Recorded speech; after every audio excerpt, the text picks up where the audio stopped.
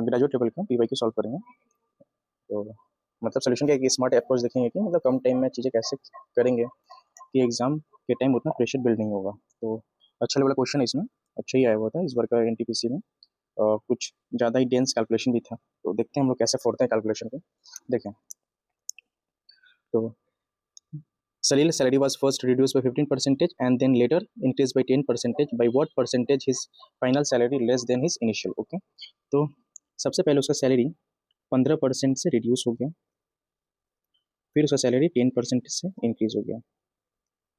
ठीक है, डिक्रीज को माइनस लिखते हैं और इंक्रीज को प्लस लिखते हैं। तो एक फॉर्मूला होता है A+B+C/100, जहाँ पे A और B उसका इंक्रीज और डिक्रीज रहता है। अगर इंक्रीज रहेगा तो उसमें प्लस का साइन लेके हम लोग A का वैल्यू लिखेंगे, और डिक्रीज रहेगा तो माइनस लेके ही लिखेंगे।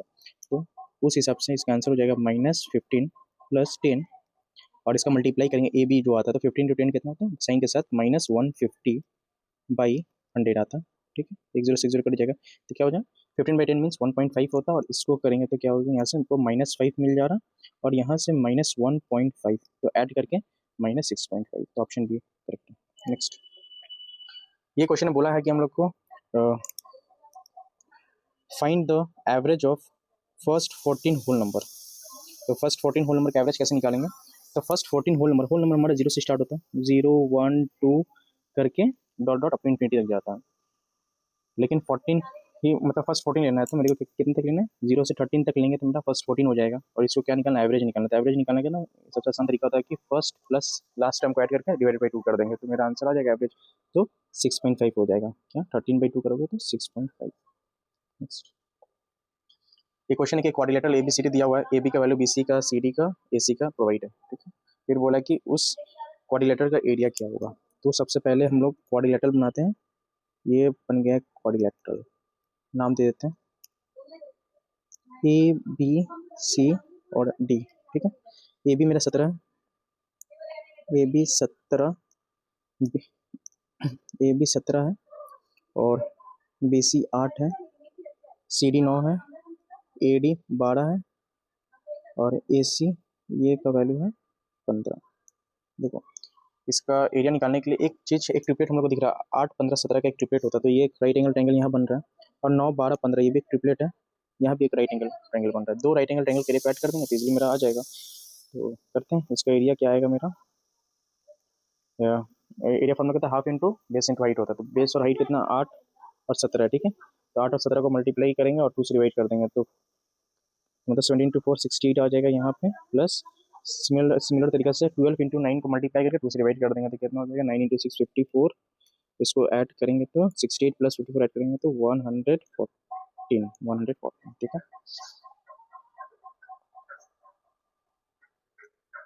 तो कोई दिक्कत देख लेना।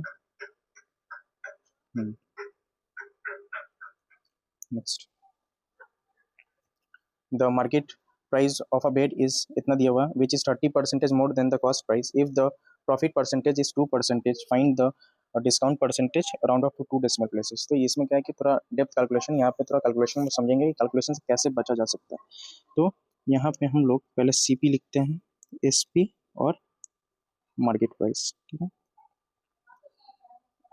तो क्या चीज़ मतलब मार्केट प्राइस 30% ज़्यादा है कॉस्ट प्राइस से। कॉस्ट प्राइस अगर 100 है तो मार्केट प्राइस क्या हो जाएगा 130, और फिर क्या बोला कि 2% का प्रॉफिट है, 2% का बोला प्रॉफिट का बेस हमेशा क्या होता है कि कॉस्ट प्राइस होता है, तो इसका 102 हो गया। अब हमको निकालना है कितना परसेंटेज का डिस्काउंट है, तो डिस्काउंट देने के बाद ही रेसिपी बनता है हमारा। तो कितना 28 रुपये का डिस्काउंट है, 28 का डिस्काउंट 130 में, ये कितना परसेंटेज चेंज, ये निकालना हमारे लिए चैलेंजिंग है। ये हम जितना जल्दी निकाल लेंगे उतना जल्दी हम लोग आंसर मार्क कर पाएंगे। तो कोई भी बेस होता है, कोई भी बेस डिनोमिनेटर अपने आप में 100% होता है। 130 का 10% क्या होता है, 130 का 10% होता है 13, तो 20% क्या हो गया 26। मेरा आंसर तो कितना 28 के आसपास, सेंटीमीटर 28 के आसपास। अगर हम 20% जा रहे तो 26, तो मेरा आंसर 20% से बड़ा आने वाला।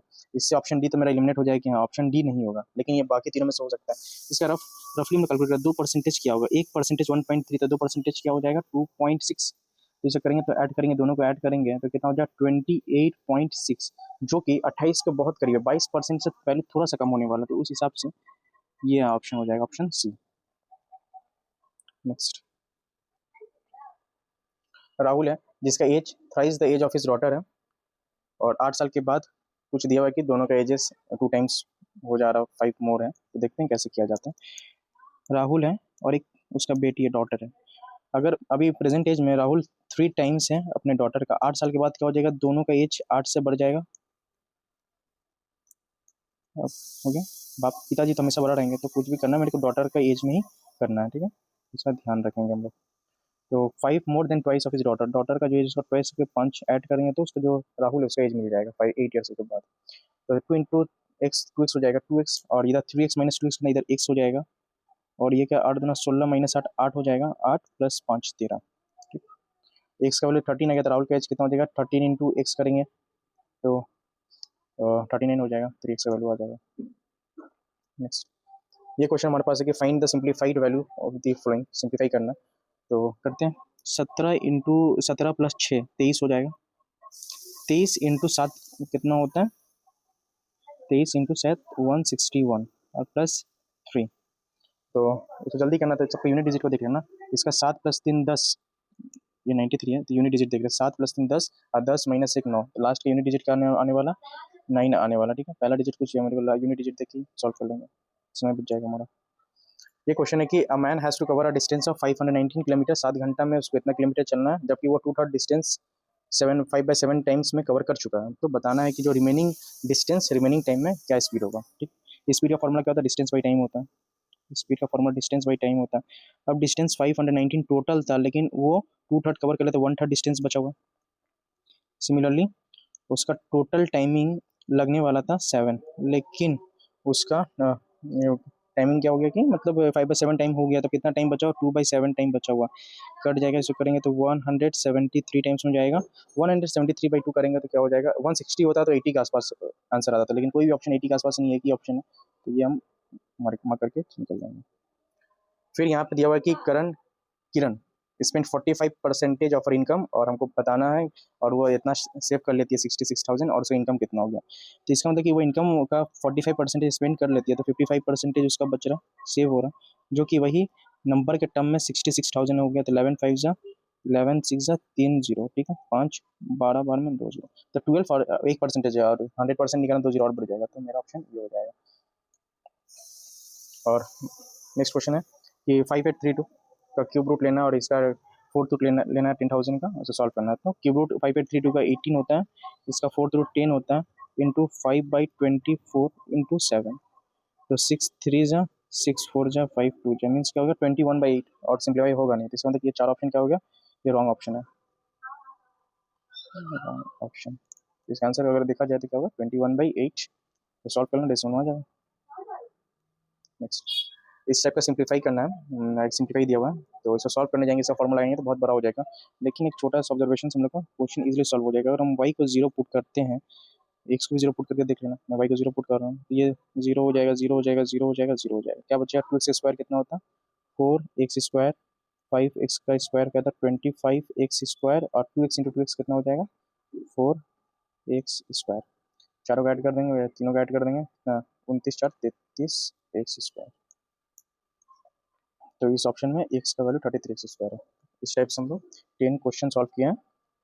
नेक्स्ट क्लास में फिर 10 क्वेश्चन लेंगे, फिर 10 क्वेश्चन की हर क्लास में 10 10 क्वेश्चन करेंगे, तो हम लोग को बर्डन भी नहीं रहेगा और इजीली सॉल्व हो जाएगा। Okay, thank you.